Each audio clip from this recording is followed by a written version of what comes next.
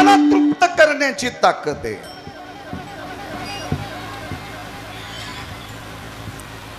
उष्ण काळ माशी फुटती तरुवर उष्ण काळ फुटती तरुवर वा फुटती तरुवर उष्ण काळ मासी जीवन तयासी कोण घाली.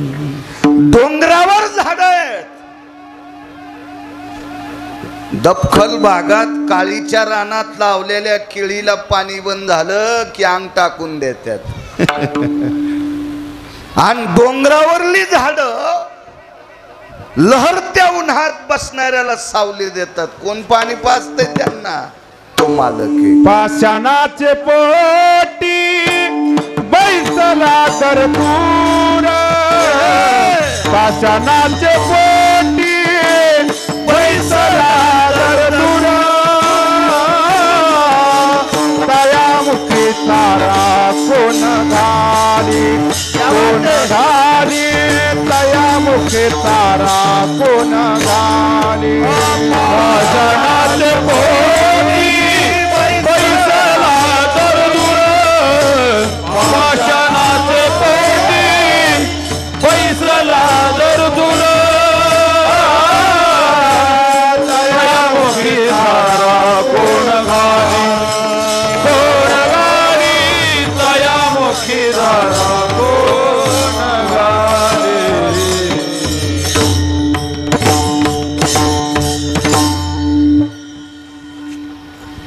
मी पोथ्या वाचायचो त्यावेळेला ढोकसाळला एक ईर खांदत होते. लांब आमच्यापासून ढोकसाळ.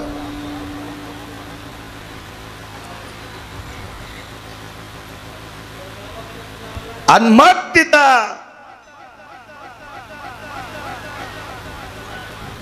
मला बऱ्यापैकी बार कोरता येत होता.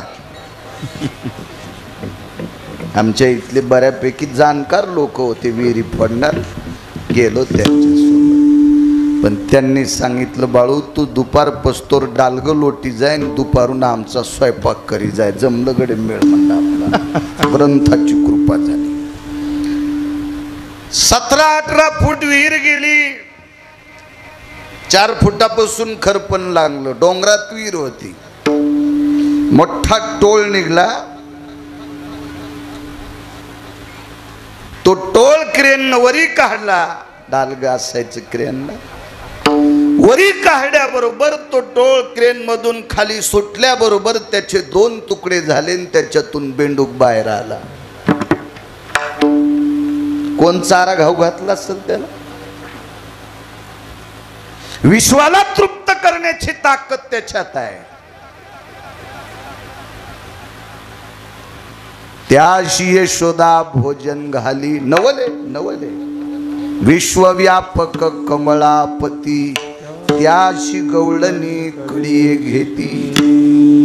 या विश्वातला व्यापक विश्वात व्यापून उरलाय.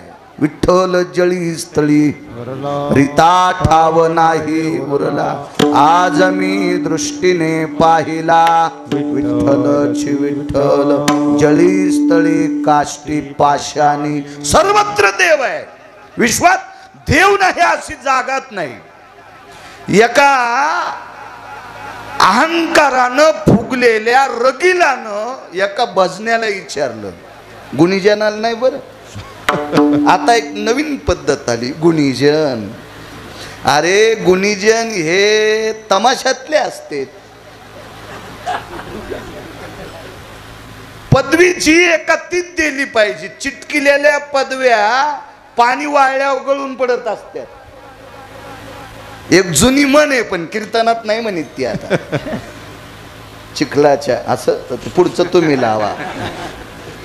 आता सांगायला काय हरकत नाही. हसतील लोक. नंतर म्हणते बाळ्या लईच की तो हे माघारी जाऊन काड्या करतेत ना. त्याच्यापेक्षा तुम्ही तुमचं हीच काम. आपल्याकडे वारकरी पद्धत आहे. भजने पद्धत आहे. नवीन पद्धत काढली. नवीन नवीन नवीन असो. एका भजनेला एका मस्तरलेल्या व्यक्तीने विचारलं, का रे मस्तरड्याला होतं, ते मस्तरड्याला होतं. पण नातं सांगू का, मस्तरड्याला बाप होता आणि भजन्या पोरग होतं. मस्तरड्याला बाप होता आणि पोरग वारकरी होतं.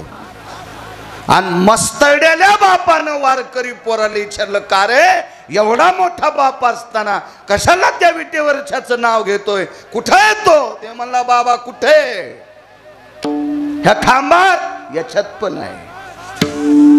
स्तंभी नारायण प्रगटला खांबावरीला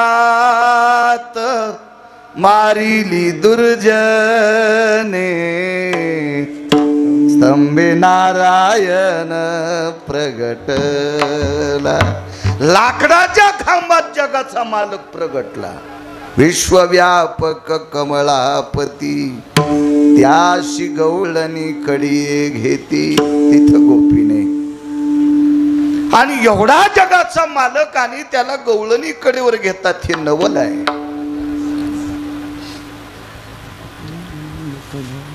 तुका म्हणे नटधारी, इथं मोठं नवल आहे. भोग भोगोनी ब्रह्मचारी.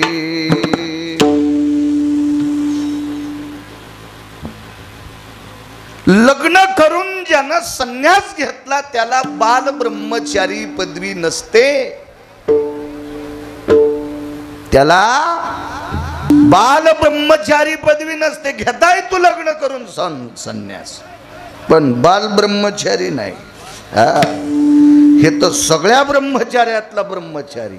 आणि बायका 16,108. बरं, किती 16,107 स्त्रियांशी लग्न केले आणि एक आसवलनीशी लग्न केलं. मग एवढा असूनही ब्रह्मचार्याच्या यादीत का? तुकोबारायला प्रश्न. विधीने सेवन विजय त्यागाते समान. विजय त्यागाते समान. विषय त्यागाते समान. विधीने सेवन विषय त्यागाते समान. विषय त्यागाते समान. विषय त्यागाते समान. विधीने सेवन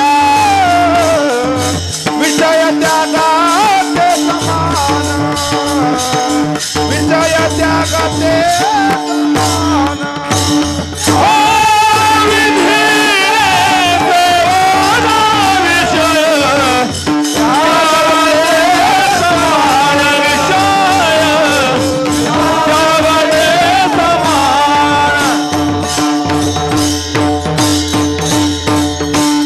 माणूस हा नियमाच्या चौकटीत राहिलेला माणूस सगळी पद भोगू शकतो, सगळी पद.